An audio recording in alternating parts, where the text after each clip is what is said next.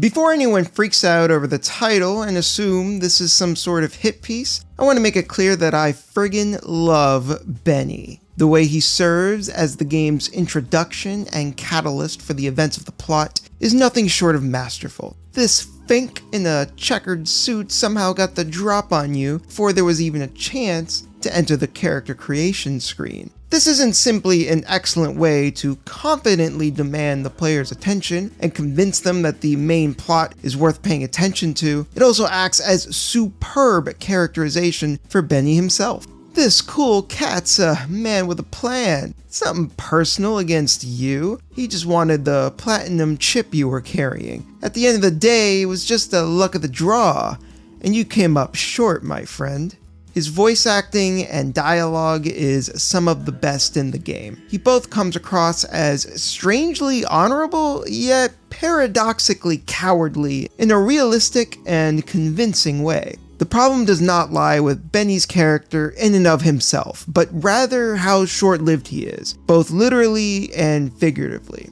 After getting shot by him, the player doesn't see his character again until they make their way to New Vegas and enter the Tops. It's here where the bulk of the interactions one can have with him occur, and it's glorious. If you're just pissed off and don't care to talk with him at all, you could just kill him on the spot and end it right then and there. However, if you're a more curious sort, you can converse with him, and this can lead to a variety of situations. If your character is female, for example, and you have the Black Widow perk, you can actually seduce Benny and sleep with him, which is as weird as it sounds, and even he realizes how ridiculous the entire situation is as he goes along with it. It doesn't end there, however, because even after he's seduced, you have the option of killing him in his sleep or letting him go. Very femme fatale.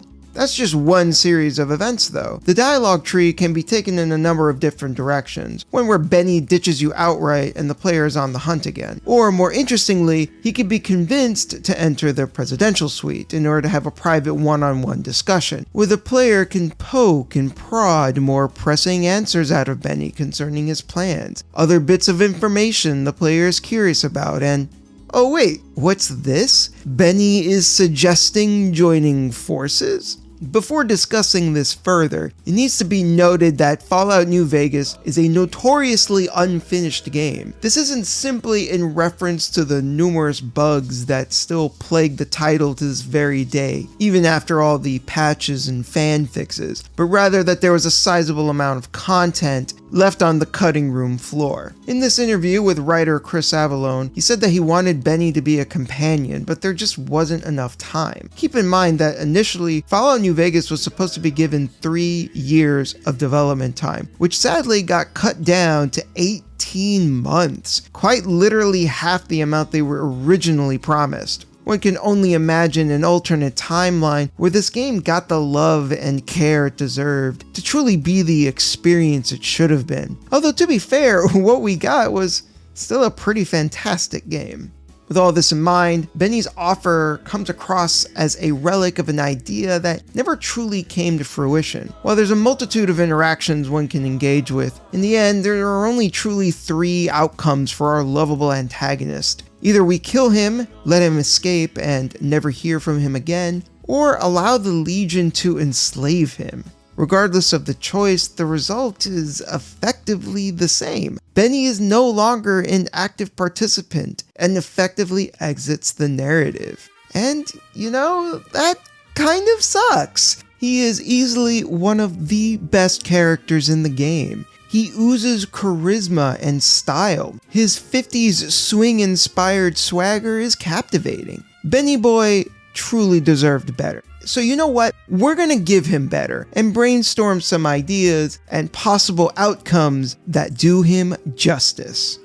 I mentioned earlier that the game had a criminally short development cycle, which resulted in a sizable amount of cut content, some of which is technically still in the game. Data miners found that there was a cut event in which, after helping Benny escape the fort, he would attempt to sneak up on you with a stealth boy. Instead of just outright attempting to murder the player, he insults us for being a courier, berates us for being kind enough to help him escape, and then proceeds to initiate his attack. Truth be told, I'm glad this was cut. simply because this seems wildly out of character for a guy that would rather send a horde of goons to kill you as to not get his own hands dirty. This guy's a lover, not a fighter. If he can avoid a direct confrontation, that's usually the option he prefers. Not to mention, I think Benny is smart enough to realize how much of a hellacious badass the player character is at this point in the game, and would know that a face-to-face confrontation would just be a bad idea.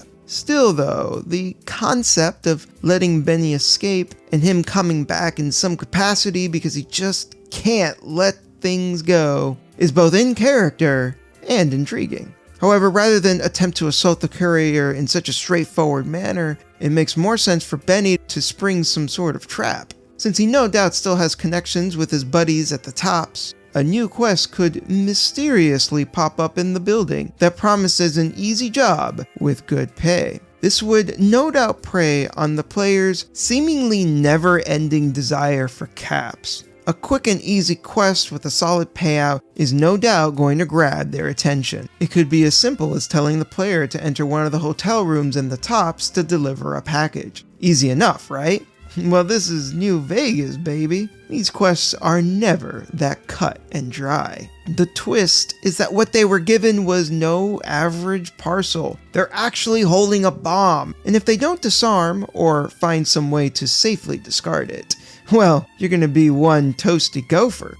After dealing with the package, you realize that the door is locked and you need to find some way to escape. Even better is that all the while, Benny is on the intercom, taunting you about how you should have finished the job.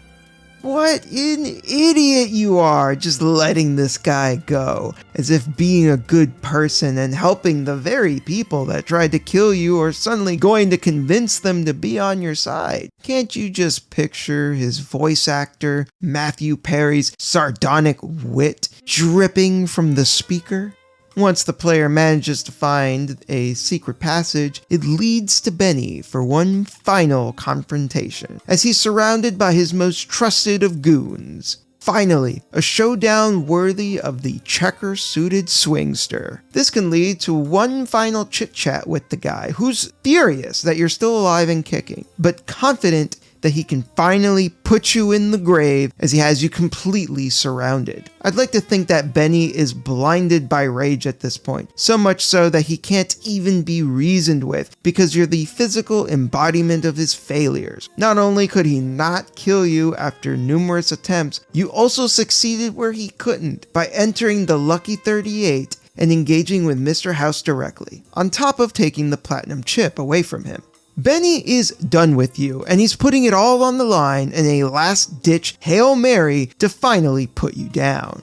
I think this made-up scenario works because it plays into his key character traits: his cowardice, narcissism, and unwillingness to let things go. He doesn't want to deal with you himself, which becomes the impetus for the trap. However, since you got the best of him multiple times, all the while wounding his pride, something that was exacerbated due to the assisted escape, this is something Benny can't live with. This is not only personal, it's unfinished business. Even though it would have been smarter to set this up and just not even be in the same building, he wants to be there so he can savor your death. He can't help himself because it's too close to the chest.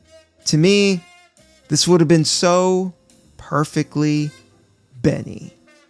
Here's one more scenario I have cooked up. As mentioned before, the Black Widow perk allows us to sleep with Benny, and if you decide to let him live, he even leaves a note raving about how incredible you were in the sack. What a charmer this guy is. However, after this, he ends up getting captured by the Legion, in which normally we can either let him rot there, help him escape, or we can kill him ourselves. What if though?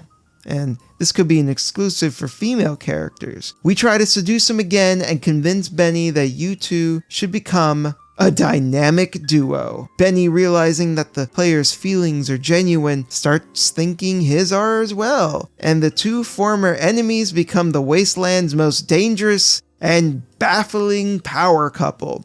Imagine all the crazy conversations and wacky adventures you can have. All the while, Benny is dishing out his trademark witty retorts and colorful commentary, now laced with the strange affection he's developed for you. I think what could make this even better is if this resulted in its own route, similar to the independent ending, but done so in conjunction with Benny. This would make the most sense, considering that was his aim to begin with. I think this could lead to its own interesting outcomes. The more straightforward one being that the two of you work together in realizing his dreams, and you end up ruling the Mojave together. A twisted romance contorting further into a monarchy of sin and debauchery. However, a turn of events that I think would be, especially delicious would be feigning that romantic interest in him, only to stab Loverboy in the back at the very last second for the ultimate revenge. When he finally drops his guard and thinks the love between you is genuine,